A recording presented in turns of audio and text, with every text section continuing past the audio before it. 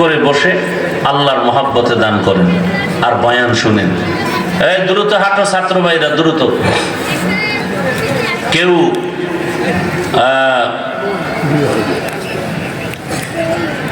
না, এখন কি মাস? জানুয়ারি। ফেব্রুয়ারির প্রথম শুক্রবার ইজতেমা, 6 তারিখ। জানুয়ারির ইজতেমা হবে না, ফেব্রুয়ারির প্রথম শুক্রবার 6 ফেব্রুয়ারি ইজতেমা। আল্লাহ কবুল করেন। বয়ান চলতে থাকবে, ধারাবাহিক বয়ান শুনে দোয়া করে এরপরে যাবেন। বিশৃঙ্খলা যেন না হয়। এত বড় একজন ব্যক্তি আসবেন এখানে, এসে যেন মনে মনে কষ্ট না পান, অনুরোধ করে গেলাম। ঘুমাবেন না, গিয়ে গল্প করবেন, রাস্তায় হাঁটবেন, বরং আলেমদের চেহারা দেখেন, বয়ান শুনেন আর দোয়া করেন যেন আল্লাহ এক বানায়া দেন।